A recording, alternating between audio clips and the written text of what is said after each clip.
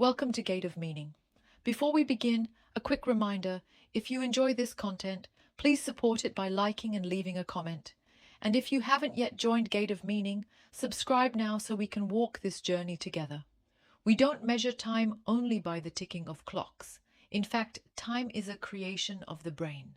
Our biological rhythms, the workings of the nervous system, and the way our mind processes events, all of these come together to form what we call the sense of time.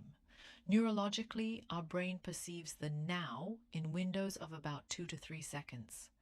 Everything within that short span is recorded as one whole. So the moment we talk about is not a single point, but a few seconds stitched together. When memory enters the scene, things get more complex. The past is nothing but data stored in the brain, but memory is not static. Each time we recall it, we rewrite it.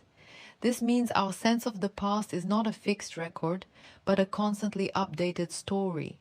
The future, on the other hand, is the brain's prediction machine. The prefrontal cortex uses present information to create possible scenarios. That's why we feel anxiety or hope for things that haven't happened yet. They're simulations of the future built by the brain. Our sense of time also changes depending on attention.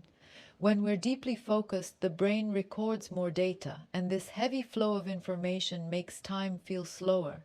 But during routine tasks, the brain saves less detail, so hours seem to fly by. Our biological clock, circadian rhythms, shapes time perception too. Light entering through the eyes resets the brain's master clock in the hypothalamus. This clock regulates everything from sleep-wake cycles to hormone release. That's why jet lag, shift work, or artificial light can disrupt our sense of time. Stress also bends time. In moments of danger, the amygdala kicks in and the brain records extreme detail. This makes the event feel like it lasted longer.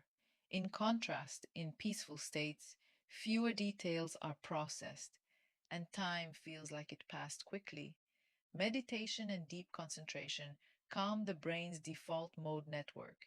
In this state, time seems to expand.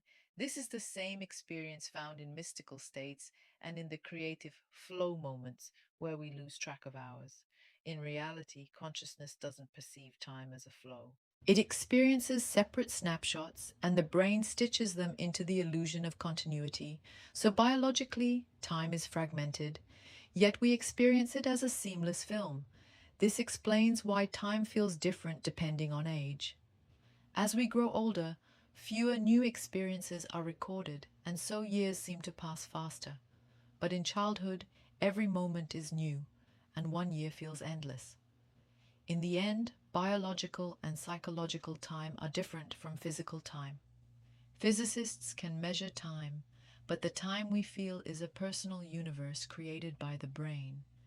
And within this universe, the now is the most precious construction of the mind. Because the past can change and the future is uncertain, but our biology places the whole of existence into this very moment.